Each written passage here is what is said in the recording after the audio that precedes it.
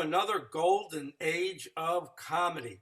I'm thrilled to be able to continue to bring you some of the great talent that performed at the Improv, at the Comedy Store, and lots of other places around the LA area and around the country.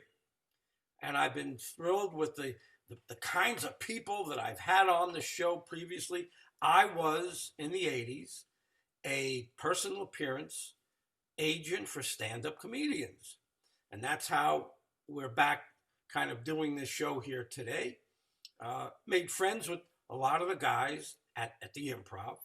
And all of a sudden, when the evening at the Improv hit the airwaves, the comedy clubs all around the country wanted comedy in their town as well. And me being friends with everybody, and my roommate Barry Martyr, I give him a lot of credit for this. He was a writer, wrote for a lot of the comedians. We all hung out together, Bruce Smirnoff and Mark Goldstein and Billy Rebeck. We all hung out together at the Improv with everybody else that was there. And one day he said, why don't you book these guys? The ICM, the big agents don't want to do it. Why don't you ask them? I bet you they would let you book them because they certainly don't want to be calling the clubs. And I said, well, okay. I mean, I wasn't thrilled about that because I heard that people didn't like their agents. So I wasn't thrilled doing something that people didn't like.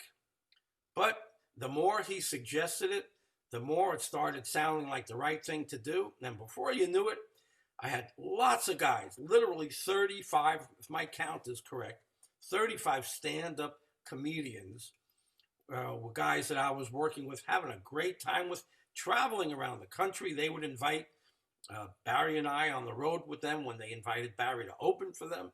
And I remember going to Phoenix with Roger and Roger, and Dallas with Murray Langston, the unknown comic. Just incredible, incredible times out on the road with those guys. Probably some of the most fun times of my life.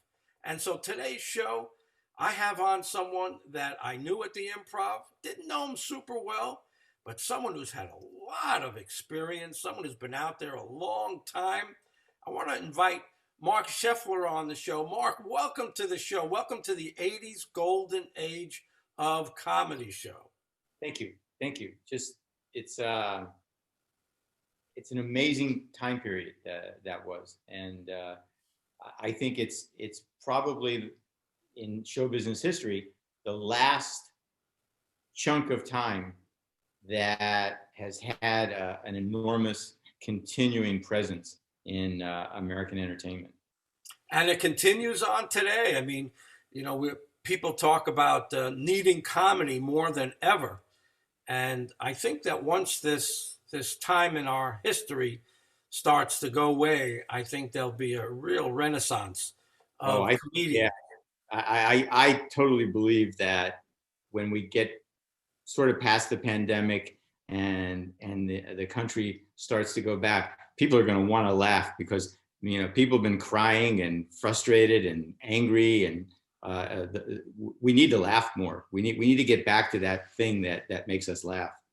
Absolutely. So tell me about you. Tell me where you were born and the kind of family, because it always has something very much to do with the comedians, how they were brought up, the life they had with their families, and when did you first get interested in, or say to yourself, I want to do this comedy stuff? Okay, so I was raised by a single father. My parents got divorced when I was 5. I lived in Pittsburgh, Pennsylvania. My parents got divorced when I was 5. I had a younger sister, have a younger sister. My mother moved to Louisiana when I was 8. And at that time, I didn't want to go. So I went to live with my father, a single guy who was an aluminum siding salesman, a tin man. But he was a closer. He was like the man from the factory. And I spent a lot of time with him. And my father was quite the character. I mean, everything you can possibly imagine about aluminum siding salesman is true and more. And I got a chance to witness that firsthand. So at the same time, I had developed a boy crush on the Three Stooges. Yeah. And they were at the time we were that age that this was the, you know, the epitome of comedy for us was the Three Stooges. So what happened was, around my 10th birthday, my dad asked me, as he usually would, you know, what do you want for your birthday? And I just blurted out the Three Stooges, and he got them for me. I had a party at a nightclub that used to be in Pittsburgh called the Holiday House. They were playing a gig, a 2-week gig there, you know, at the same time. And my dad hired the Three Stooges to perform at a private birthday party on a Saturday afternoon. Wow. Yeah, and I have the pictures, and anyway, so what happened was during the show, they announced, you know, we're here to celebrate Marc's birthday, Marc's 10th birthday, and we'd like Marc to come up on stage with us. Oh. So I got up, I went up on stage, and I don't know how I knew, but I knew I knew where I was and what I was doing, because I was one of those kids who would watch comedians on the Ed Sullivan Show every night, and I knew Myron Cohen's material, and I knew Alan King's material. It was my thing. I wasn't very athletic as a kid. I don't know if I was a cute kid. I was kind of like a human being growing out of a nose, and I used humor because I saw my father use humor to make deals and selling aluminum siding. And I used humor to ingratiate myself with people. It was my calling card. So there I am at 10 years old. I'm up on stage, and I knew all of the material, all the bits that the Stooges were doing. And I ended up interacting with them and doing them to the point where Mo put his hand on my head and dubbed me the fourth Stooge. And I remember the sensation of holding a microphone, saying things, and I couldn't see shit because the lights were in my eyes, but hearing that laughter come back at me, and it was warm and embracing, and it comforted me. And if I had to say, if there's a place in my life where I said, yeah, this is where I'm going, that was it. Wow. Wow. That is spectacular. So tell me a little bit about that memory of being with them.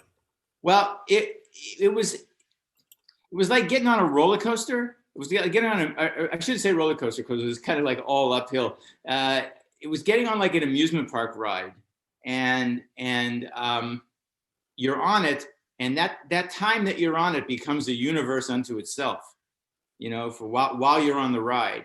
And I remember the physical feeling of joy that there I was with these, you know, three guys, Curly Joe Dorito at the time, but these guys, Mo and Larry, were my heroes.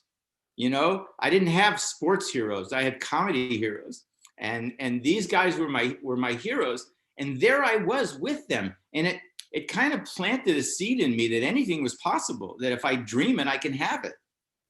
So that's pretty much kind of how I've guided my life. My father was incredibly encouraging. Like, you know, most Jewish kids, upper middle class Jewish kids, if you tell your family you want to be in show business, they say, you need something to fall back on. You need to, you know, be a lawyer, being a doctor, be this, be that, but have something to fall back on. In case my dad was completely the opposite. My dad was, if this is what you want, if this is what you believe you can do, then nothing will stop you. That's excellent. So how great to live your dream. I have a Three Stooges story also. When I was younger, my dad, I grew up born in the Bronx and grew up in Westchester. My dad took me to the Lowe's Paradise in the Bronx on the Grand Concourse to see the Three Stooges.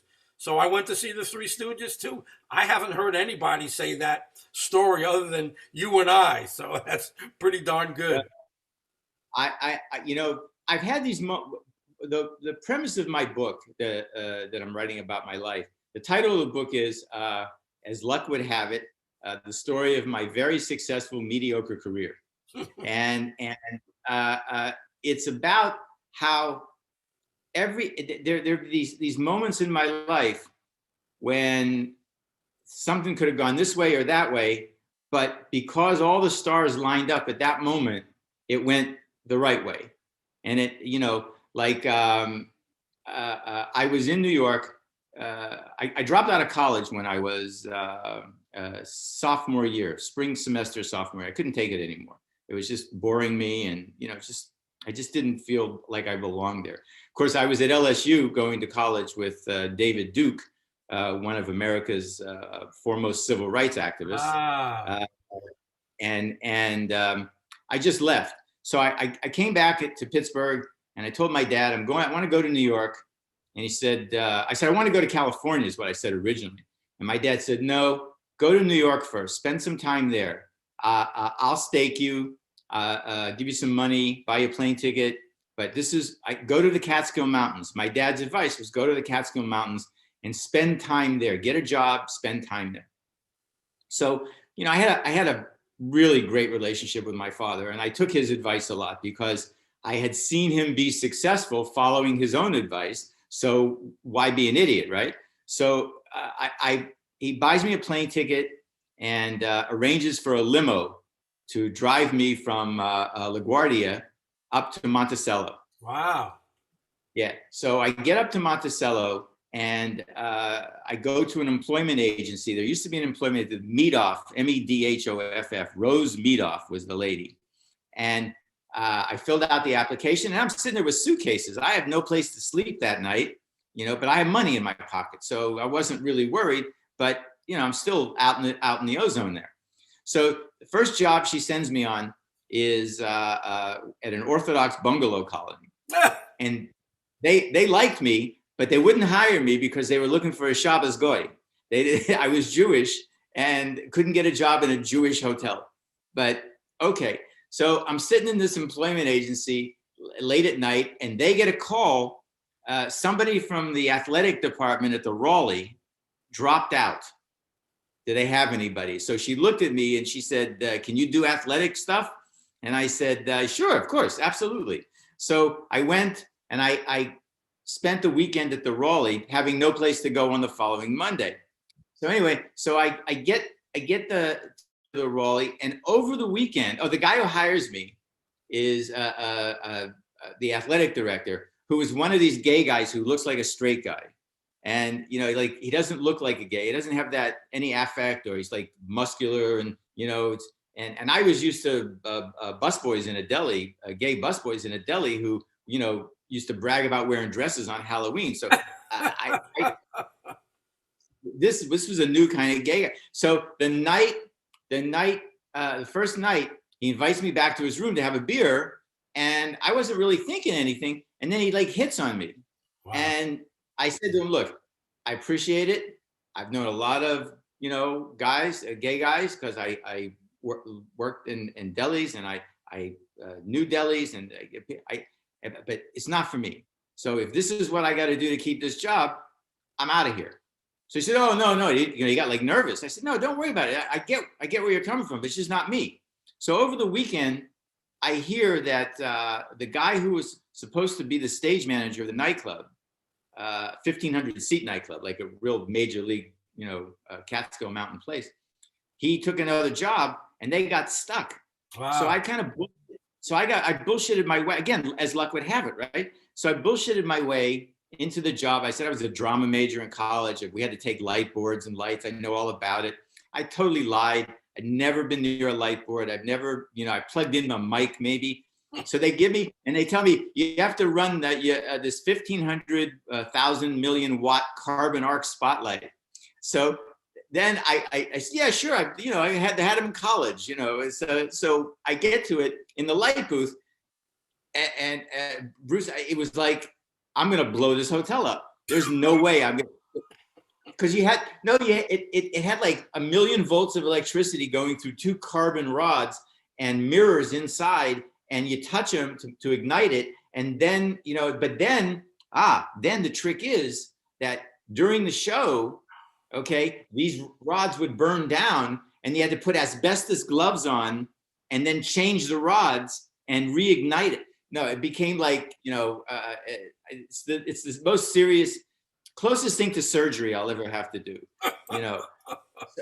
So I was there, and I saw every comedian who worked the Catskill Mountain circuit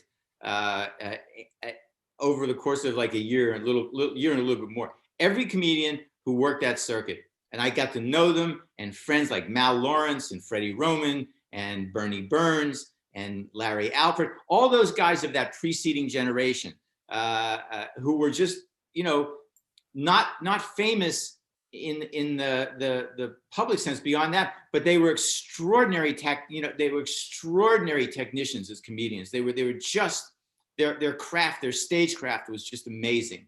And I was there the night of the moon landing, right? Wow. So I was there that night when that happened. And I'm going to attribute this joke. I'm going to tell a joke, but I'm going to attribute the joke to Freddie Roman, because I believe it was the first time in my life I ever saw the birth of a joke. Okay, the actual birth of a joke. So I believe it was Freddie Roman the night of the moonwalk. So he comes out on stage and he looks at the audience and he says, "How about this America first? We're the first on the moon." The 1500. Remember they used to have the knockers. Yeah. Knockers on the tables, right? Because Jews were too good to clap or actually express any emotions other than guilt. So they're giving knockers, right? So that's what they would do. They would knock the table. So they knock the table, knock the table, knock the table. So Freddie uses that. I'll show you how brilliant he was. He uses that to say, on my way to the nightclub this evening, I passed through the lobby.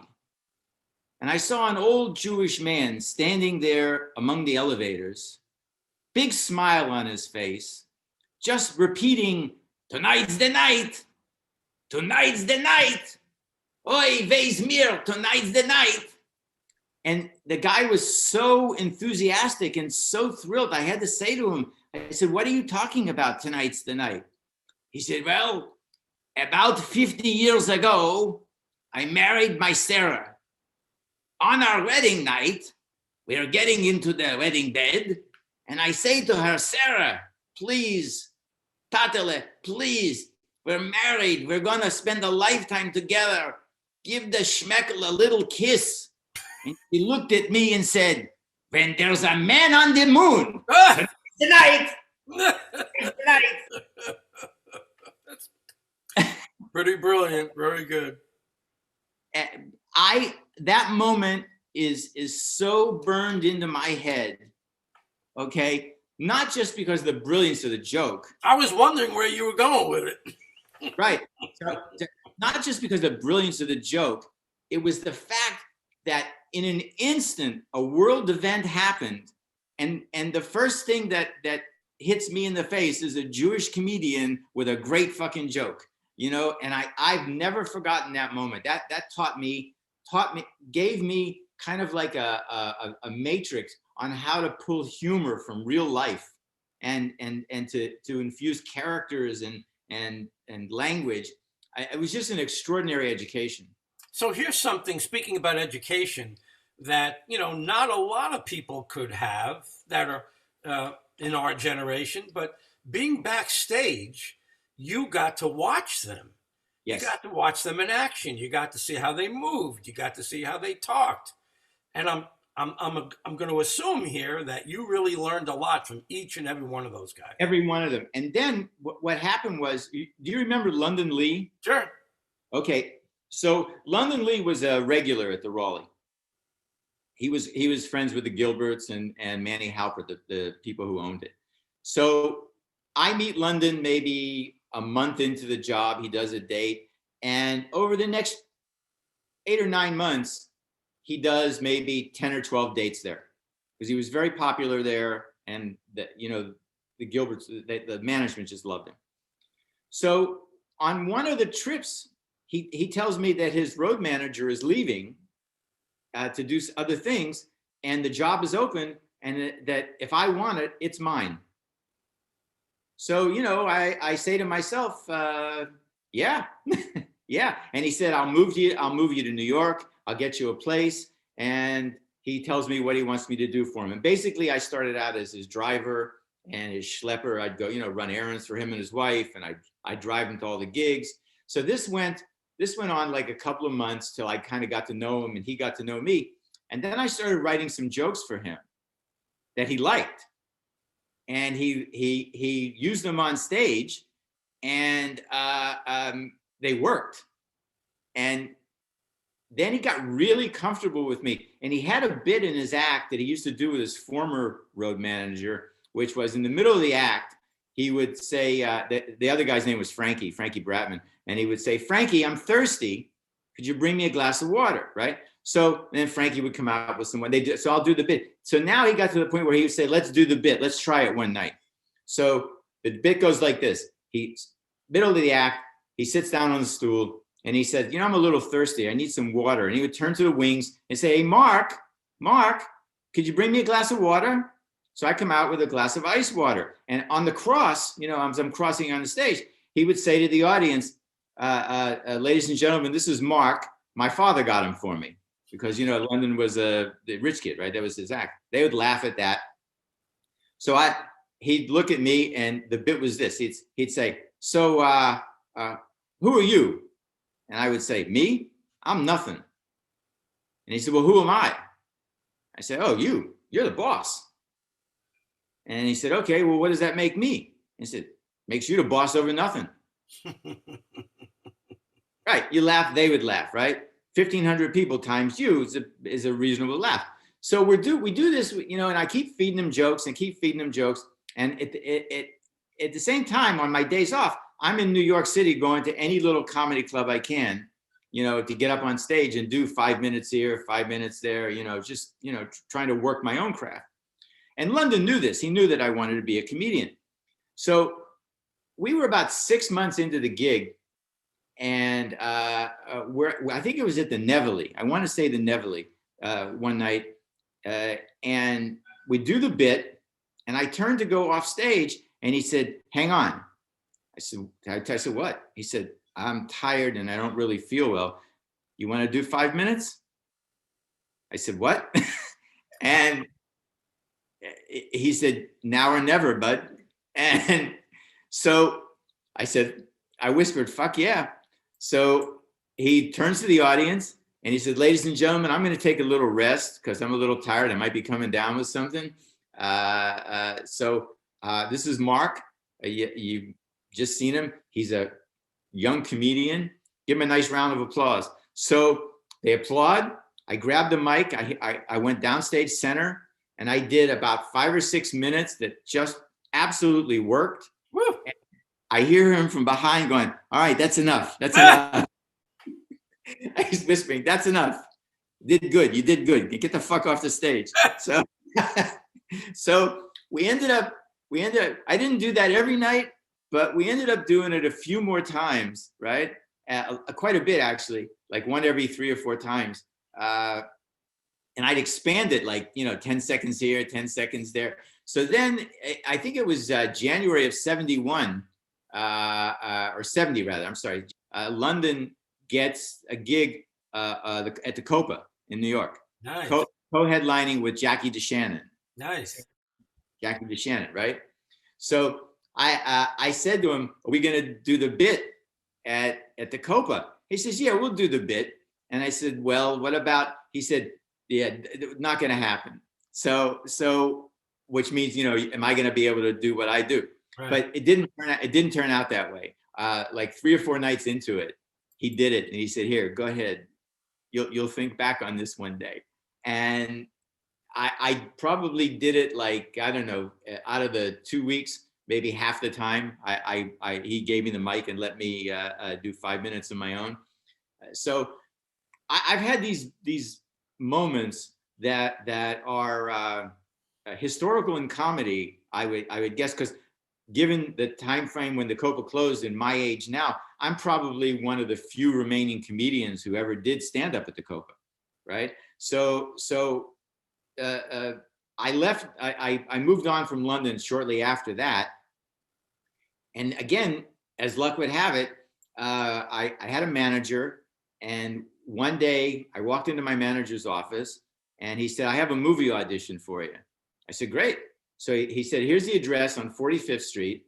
Go down and see these 2 guys, Wes and Sean." Just ask for either one or both of them, and you'll read for this little movie. So I go down to the address. I go in, and it's a, you know, like a production office. And I say, I'm supposed to meet Wes or Sean.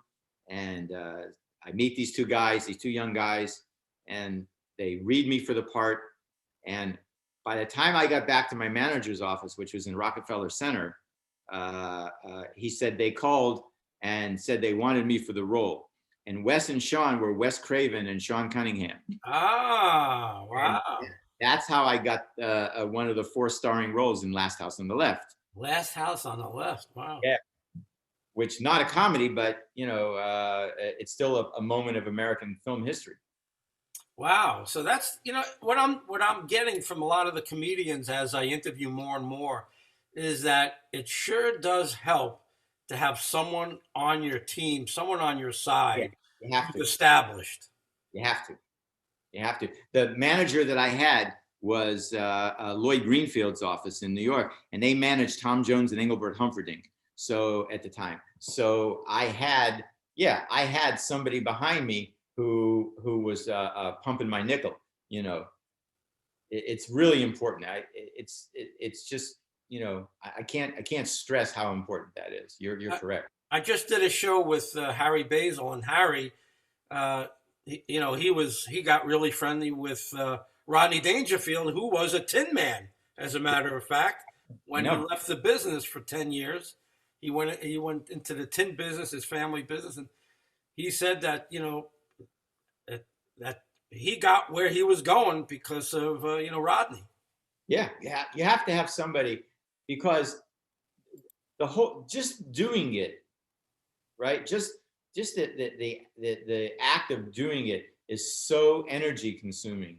And I really, as much as I like doing this and talking about myself in this context, I don't like talking about myself in a business context. I don't like talking about myself in a job getting context. I'm kind of like an immature 71-year-old person, and I don't play well with a lot of adults because, you know, I don't see the point. You know, it's an ongoing thing with my wife. Is she'll say to me, like, how could you be this age and this immature? And I said, practice. Ah! How long you been married? To this is my second wife, 17 years. Oh, very nice. Yeah, it's probably going to work out. So Yeah, you're getting a little bit of practice. Where did you meet? we met in you know, LA at all? You know? I lived there for 10 years. Okay, so that's right. You live. So you know Priscilla's coffee shop in Burbank? No, but go ahead. It's an industry coffee shop that's kind of like in between Universal and Warner Brothers on Pass Avenue. Right, you know? right.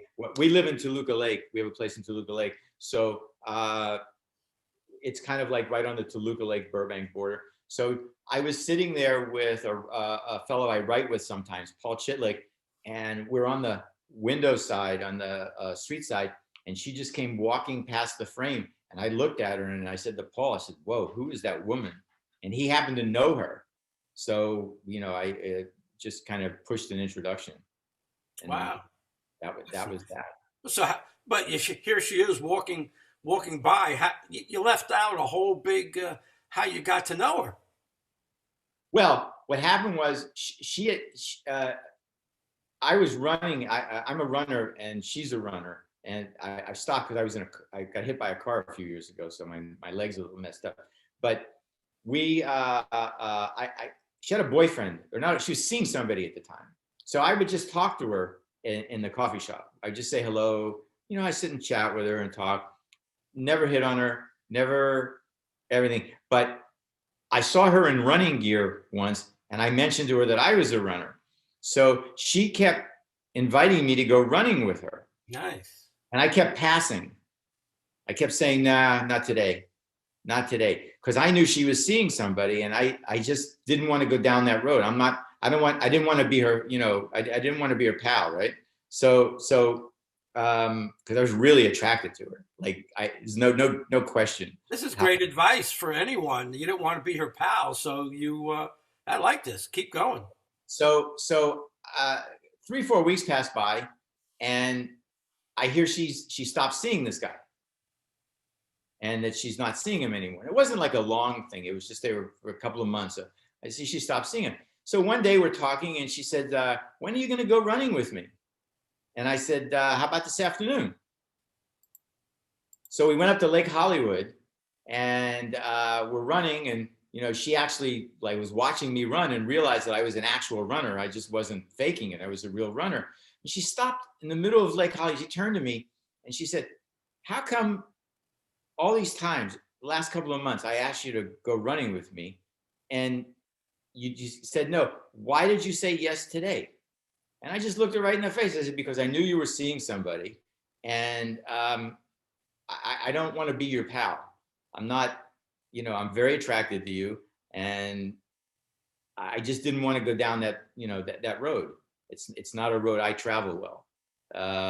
So she laughed, and while we were running, I asked her out on a date for New Year's Eve. So she accepted the date, and we went on the date, and we went to City Walk, and then we went to Jerry's Deli and had soup till 4 a.m, and we just talked and did a lot of talking. And then when I dropped her off, I just gave her a kiss. I just kissed her. I just took her in my arms and I kissed her. And then I turned and I said, great night. We'll do this again. And she said to me, wow, what was that kiss all about? And I said, once again, that's to let you know that I'm not your best friend. I'm not the best friend. All right. I'm not that guy. You need to know where I'm coming from. Very nice. And she said to me years later, she said, when I said that to her, she said her knees got weak. She said, no man has ever talked to me like that, like looked at me and said that. And I said, well, look, I'm a grown man. I know what I wanted. I know what I was feeling. And, why beat around the bush? Very nice. So I'd like to get back, if you don't mind, if you can, because that position that you were in at the Catskills, and then we'll go to the improv and the Comedy Store. Yeah, but there's an interstitial moment about how I got to LA. Okay, good. Okay, how I became a writer. That's so I do Last House on the Left, and one of the dreams come true for me relating to that movie was this. When I was a little kid and living with my dad, one of the perks of my dad being my dad was his cousin Larry Nee, Knee, like the body part, was the general manager for the Stanley Warner Theaters in the Pittsburgh tri-state area, Pennsylvania, Ohio, West Virginia. He was the general manager. And one of the perks of that was we went to all those movies anytime we wanted. It was just, we'd just go. We had these passes, these special passes. Larry's office was downtown Pittsburgh in the Stanley Theater, which is one of those grand, ornate, like 40s theaters with balconies and gargoyles and shit. It's just fucking beautiful theater. And I used to go to that movie because Larry's office was there and watch movies with my dad. And I would tell my dad that one of these days, when I grow up, I'm going to be in a movie that's on this screen.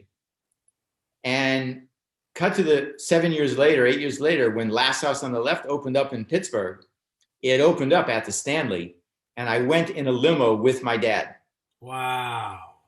That's a journey. That's an experience that just again validates it, because there were girls in my high school graduating class that wouldn't give me the time of day, that were like just ready to do anything I wanted. No, it was just amazing. So Last House, yeah, that's another perk. So Last House opens up, and it's a piece of shit movie that's in the drive-ins and isn't going anywhere. And one day, Roger Ebert gives it a 3.5 out of 4-star review. Wow. And overnight, it's a top 10 film in the United States. Wow. So it goes from shitbag drive-ins to being this cult written about, and it just exploded. I mean, if you can look it up you can see the history of it. It just exploded. So I was living this kind of interesting life of being one of the lead actors in a top 10 movie for a couple of weeks. But everything that goes up goes down, right? So completely replaced. Now all the fun I was having is gone. I'm back to being a nobody. You know, I'm back to like absolutely no one gives a shit. And I don't know what to do. One night I'm at a party and I see a guy who's like talking to some beautiful model girl, and she's like enthralled with what he's saying. So I kind of like edge my way closer, and he's talking about writing, that he's a writer and he's working on a screenplay, and he knows people in California, and he starts talking this story, and he ends up leaving with her. So I said to myself, I can do that. I can tell girls I'm a writer. So I go out and I buy a bunch of books on writing, and I learn buzzwords like, plot, climax, subplot, narrative, rising action. I learn all these act one, end of act one. I learn all of these terms, and I go around and I'm pretending I'm a writer, and I'm banging like stewardesses and waitresses, anything that ended in ESS. I was friends with it. So there was a commercial director that I worked for occasionally, Lee Lacey, the guy who directed the Mean Joe Green Coke commercial. Okay, sure. Yeah, he won a Clio for that. So I'm at his office in the lobby, and I'm talking to some girl, and I'm doing that thing. I'm, writer, and I act a little bit, but I'm basically a writer. And Lee comes out and he's listening to me, and I get the girl's number, and Lee said, "Hey, look, I got offices in LA. I'd love to read that thing you're working on, And I said, "Lee, it's a bullshit." I said, I just do it for girls. He said, "You mean you're not really writing anything?" I said, "No, I just have this thing. It's like, the movie went, and I was having fun, and then I had to figure something out. And I said, now I'm doing this." He said, "Is it working?" So I flashed the phone number to him. I said, "Yeah, all the time." He said, "Schmuck, why are you wasting your time doing this? If you can get girls to want to drop their pants because of things you're saying, you need to put that to better use. Write something." So I had an idea for a screenplay that he liked, and I wrote it, and he sent it to Stan Kamen, who was his agent then at William Morris, and they sold it to NBC. Wow. And first script I ever wrote. And suddenly I'm on my way to California with a car and an apartment and money, and I land at LAX, kind of surfing on the wave. Within 48 hours of landing in LA, I had the car, I had the apartment, I had an office at his place on his offices that were on Melrose Place, and William Morris signed me. Wow. So yeah, so it's like, again, as luck would have it, man. And they're the ones who got me into the Comedy Store.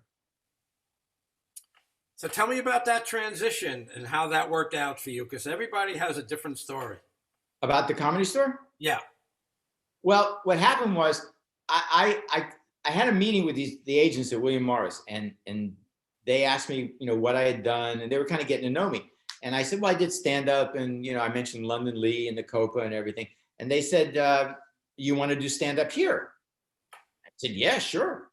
So they got in touch with Mitzi Shore, and she wouldn't give me a regular time, but what she did as a courtesy to William Morris was she said, I'll give him a definite time on Monday night, open mic night.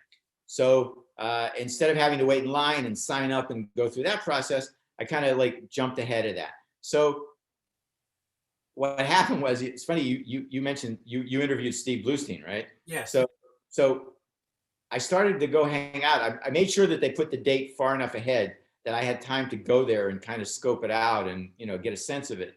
So Steve Bluestein was the first comedian I saw on stage at the Comedy Store, and he was so good and so different and just so amazing that I shit my pants. I said, I cannot do that Catskill Mountain material that I had. I can't do it on this stage. It wasn't going to work. It's just that audience, and that was a completely different audience. And it's just not going to work. So luckily I had enough time that in the intervening time, I wrote a whole new 5 minutes for myself just about California and moving and my impressions, and the it was all brand new stuff. And luckily, Star Wars, no, that hadn't happened yet. But so I get the gig, and I do the job. I do 5 minutes, and it was very good. It wasn't great. It wasn't horrible. It was totally acceptable, right? So I fixed it and rewrote it. Went back the second time, and it was better.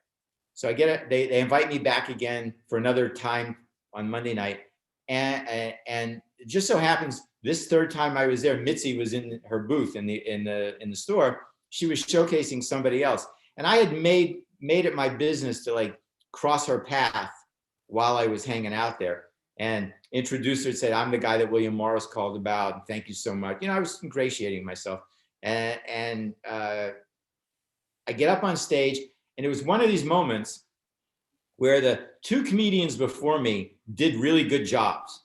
Okay, so for people who don't understand this, you never want the comedian on in front of you to bomb, Right. because that puts the audience in the fucking shitter, Right. and your job of getting them out of there is a lot harder. So what you want is for the comedians before you to be doing really well, so that when you get on stage, all you have to do is maintain it. Right. You don't have to do much. You just have to not knock it off course. So these two people got on, and they did great. The audience was up, and I go on stage with that tweaked 5 minutes, and I killed it. And while I'm on stage, I'm thinking to myself, this is a full house. They're all laughing. This is never going to get this material. I couldn't squeeze another laugh out of this hunk of material. So I took advantage of that. I walked off stage. I walked right up to Mitzi's booth, and I said, "Well, Mitzi, does it have to get any better than that?" And she looked up at me and she said, "All right, Mark, call in for spots." And that's how I became a regular and got my name on the wall. Wow. So how long did you work there? I stayed at the store. That was in 76. That happened in I want to say March or April of 76. And I stayed there until 81, when I got my first when I got a show on the air at NBC. And then my life, once that happened, my writing life, because I'm basically an incompetent. It's not like I was like trained for any of this. My writing career started to take off, and I had to make a choice on, I can't stay out in clubs at night and be sharp at an office at 10 o'clock in the morning. And they were offering me a lot of money on this writing thing, and it was what I wanted to do anyway. Wow. So I made the choice. So I was at the store regularly from 76 till 82. And then I just started writing and producing.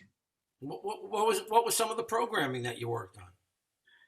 Let's see. I did Charles in Charge. I did Who's the Boss. Oh my God, Mitchell Bank is my buddy.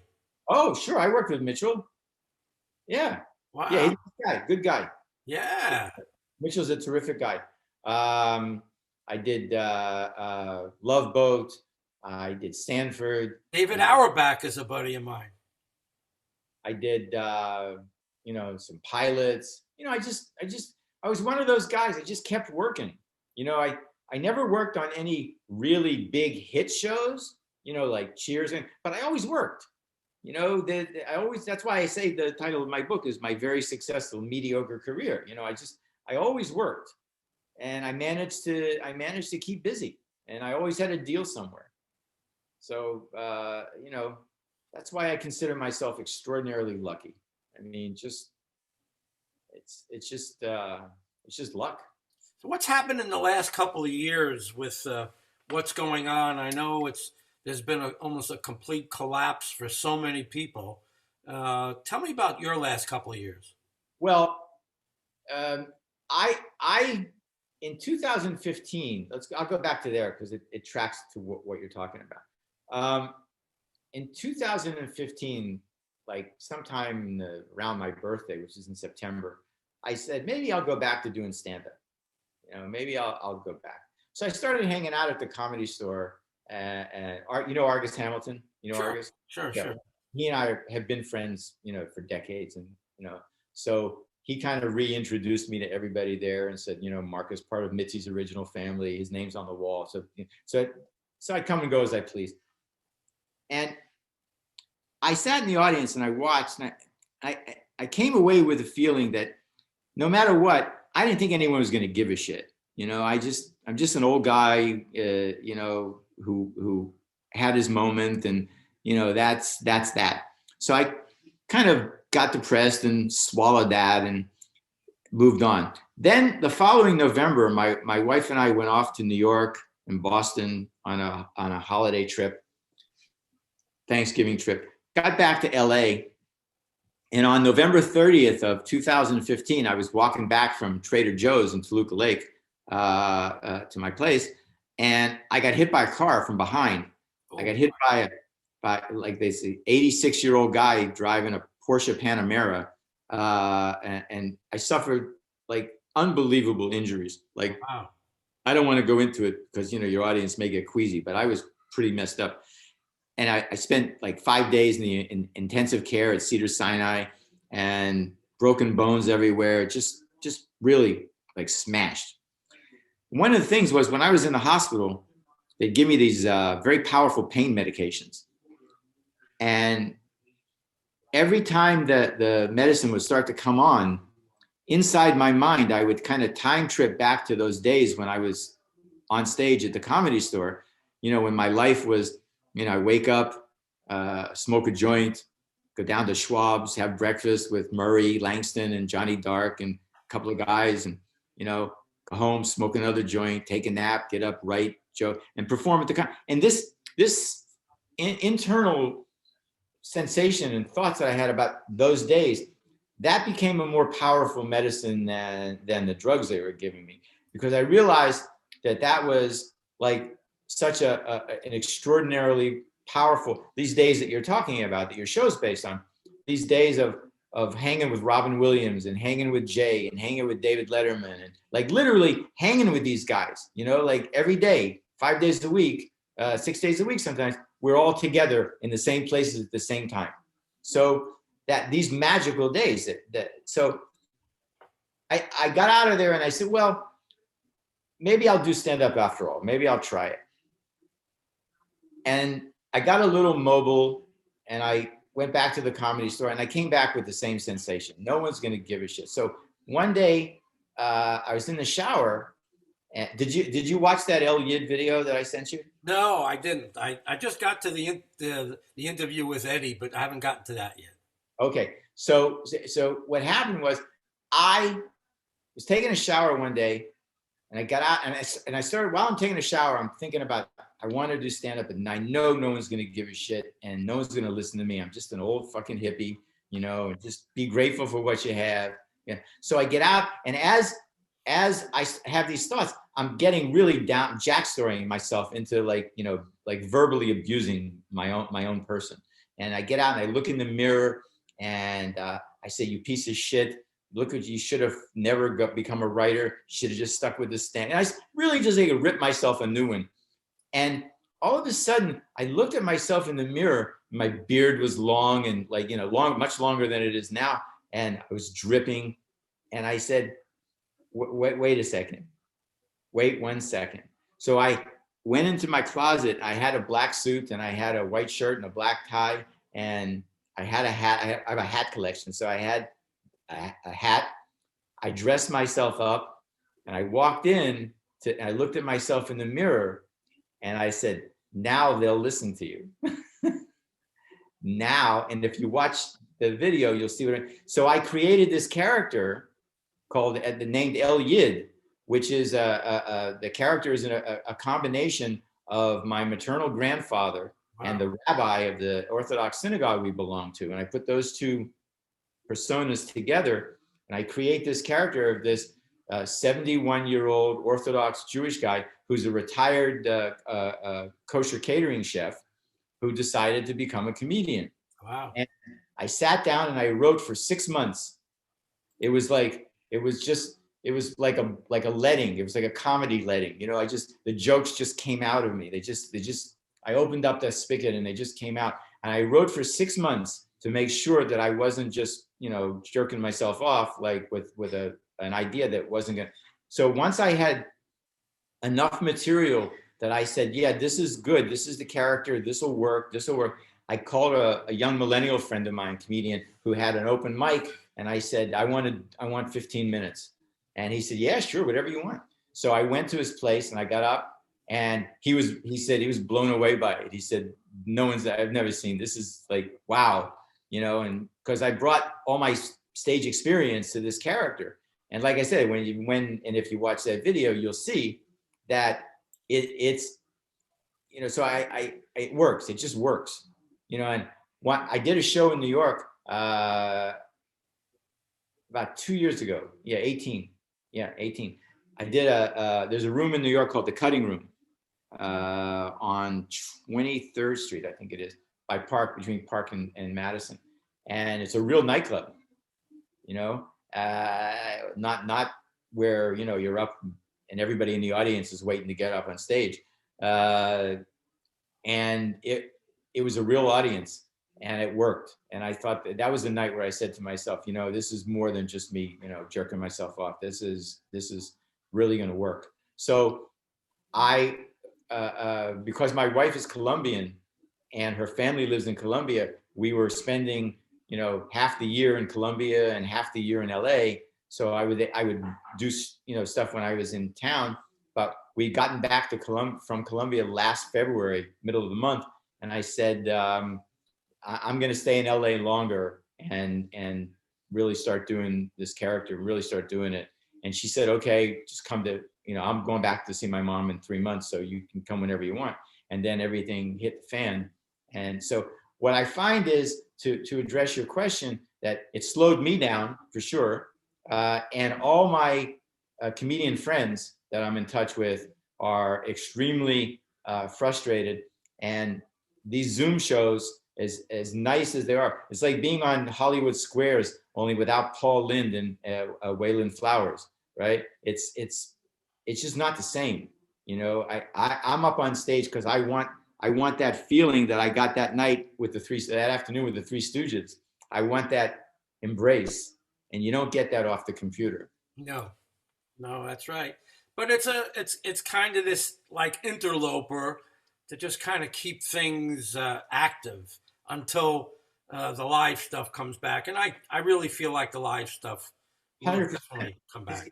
I tell my friends all the time, it's going to come back. I know that, you're a lot younger, and this looks larger than it probably is historically. But I believe that comedy is going to come back in a huge way, because once people can get together again and feel safe getting together, they're going to want to get together and laugh. Right. So I totally agree with you. So who were some of the guys that you befriended along the way? I know I like to ask that question because everybody has different friends, some of them known, some of them not so known. I mean, you did mention a bunch of guys that you worked out with in the 70s. I was just wondering if there was anybody that that you remained friends with over the years. Argus, I'm very good, real close with Argus.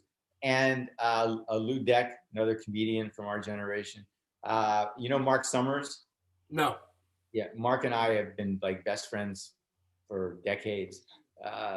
We talk, 4 or 5 times a week. Let's see.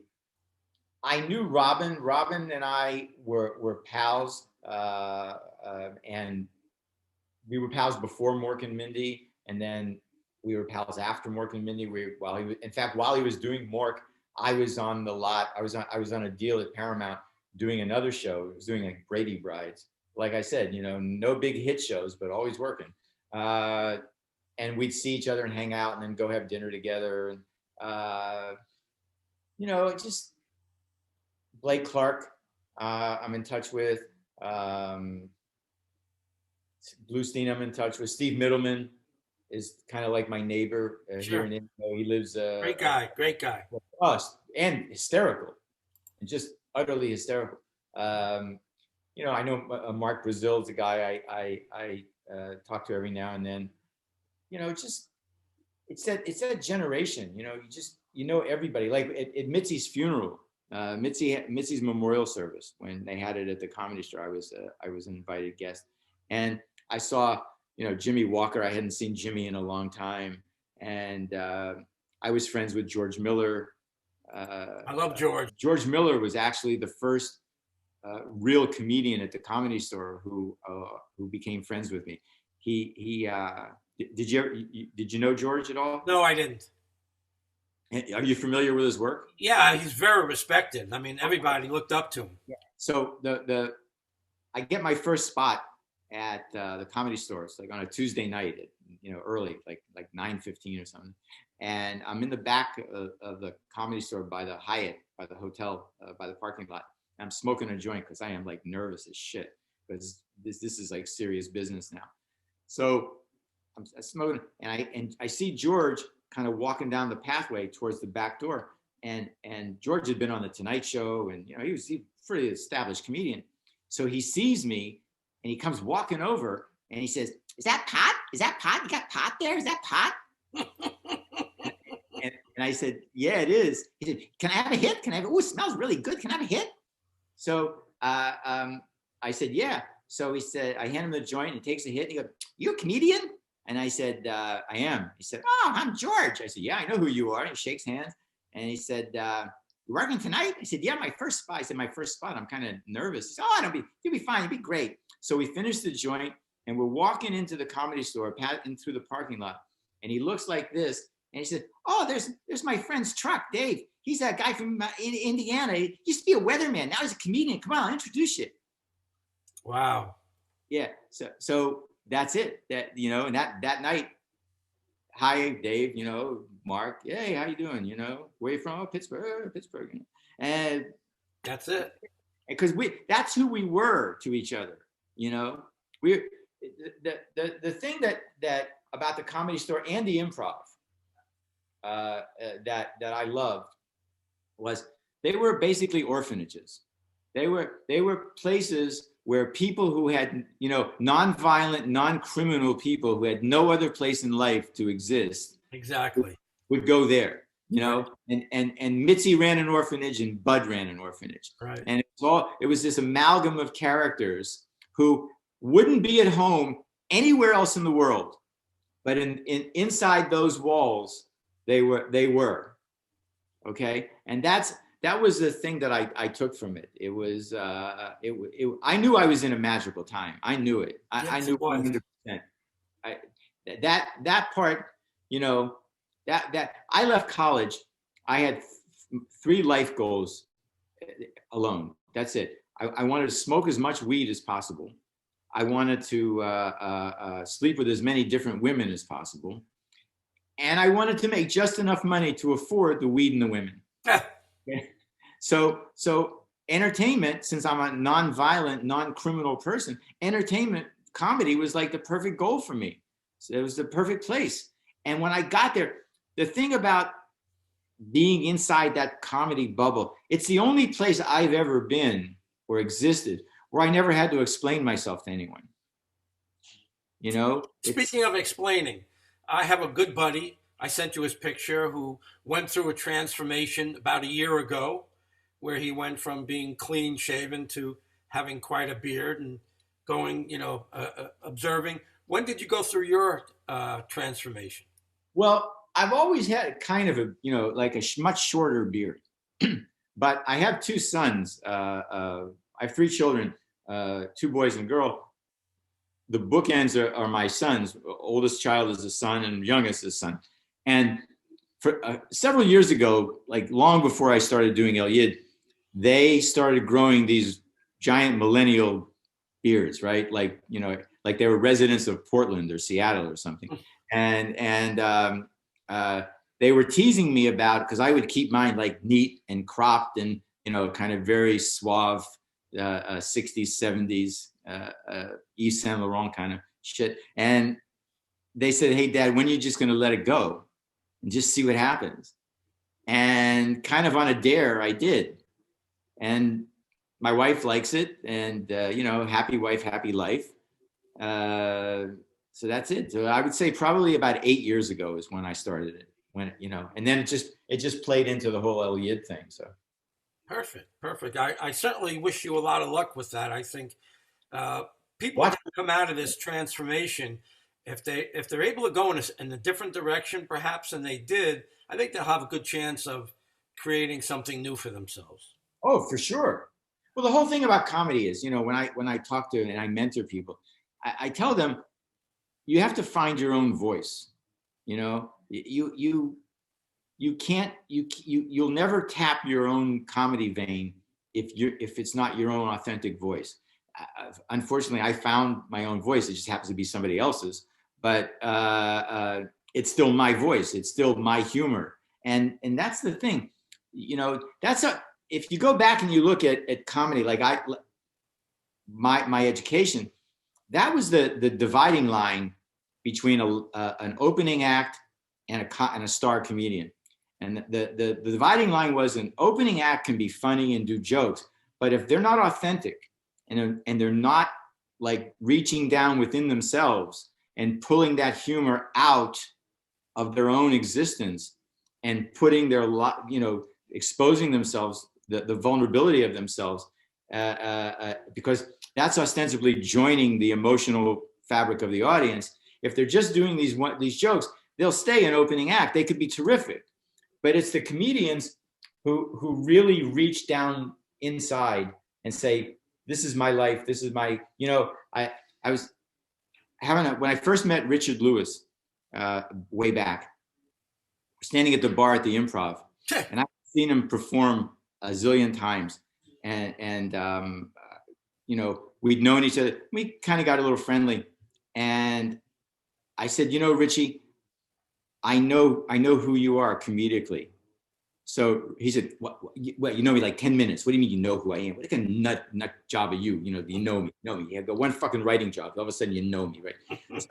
So I said, here's who you are. Most people in the world look at a piece of rope and see a piece of rope. You look at a piece of rope and see a noose. Wow. And he said, you're right. I would. I wouldn't. Yeah, you're right. Oh, you do get me. Oh man, So it's understanding, and it's all that training. And I say training. I wasn't. I stood and watched, and did spotlights, but seeing all those comedians in such a compact time frame, and then getting a chance to perform as a young, as 19 years old, 20 years old, as I did, it kind of gives you an extraordinary foundation into how to look at comedy and analyze it and know what's superficial, what's good, what's going to last, what's character evocative. And so that's how I developed the Elliot character from the ground up. So the last question I want to ask before you go, this has been absolutely fantastic. Would you do anything different? Have you thought in your mind, I wish I didn't do this, or I wish I didn't do that? Maybe. Yes. What would that be for you? I would. I had I got seduced by pilot money, by writing pilot money, because it's huge. And I had an agent who said to me, I really wish you would not write all these pilots and not take these deals and let me put you on staff somewhere and start writing episodes. And I was cocky, arrogant, because everything was coming my way fairly easily, and I said no to that. And I wish in retrospect that I would have listened to her, because I believe that would have made me better faster. That would have given me more of what I needed at the time. And I also wish that I hadn't quit doing stand-up when I did. I kind of, there are a lot of times, I've gone through a lot of retrospective moments, the older I get, where I say, I wish I would have done more stand-up, because I just, it's, it bathes me. It's just to people who have never done it, I don't know how to explain. It's just like you're in this glow, like Robin Williams, and like I said, and I were pals. So one night he's at the Sunset Comedy Store. He's looking at his watch and it's late, like 11:30, quarter to 12. And I said, "What's wrong with it? What do you like?" He said, "Well, I got a spot in Westwood and I lent my car to somebody and and I said, "Well, I'll take you. Come on, I'll drive you." So we drive over and we're talking and kidding around. We get to the Comedy Store in Westwood and it's like, I don't know, 12:30. There are 3 people in the audience. Wow. Yeah. Robin gets up on stage and does exactly the same show for those 3 people that he would have done for 300 people. Wow. Exactly the same show. His energy level was the same. So we're getting back, we come out of the store, we're getting back in my car to go over to Sunset. And I looked at him and I said, "That was fucking amazing, man."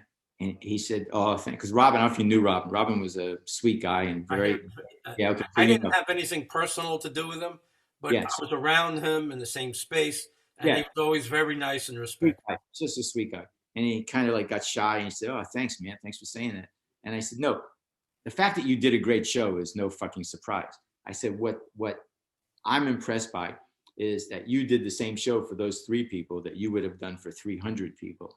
And if you knew Robin at all, he had this innocent waifishness about him. You know, he was a very kind of man-child, you know, and he just looked at me and he said, getting into my car, he said, "Well, you gotta." And I remember that because it was a lesson. It was the universe giving me a lesson from somebody who was their messenger. You know, it was you gotta, you know. And I learned, like, it was one of like splitting the atom moments. You know, it was a small moment, but it contains so much knowledge and so much wisdom. I'm never, you know, that's one of the moments that I don't forget. It's just that, yeah, well, you got it. Yes, of course, you're right, of course. Because how often do you hear that comedians, you know, the audience was small, you know, that's bullshit. If you're funny, right? And you're going to be funny for one person, or you're going to be funny for 10 people or 1,000 people. And that was the lesson. Don't let the size of the audience dictate the level of your talent or your commitment. And it was an instant lesson that I've never forgotten. What a great way to end the show in such an inspiring story like that. Marc Sheffler, great show. I really appreciate you spending time with me.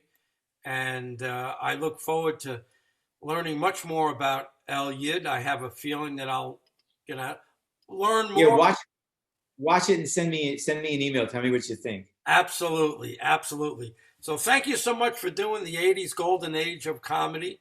And I am sure that we'll be in contact again very soon. So thank you, Marc. Thank you, everybody. And we'll catch you all again right here on the 80s golden age of comedy show. Bye-bye, everybody.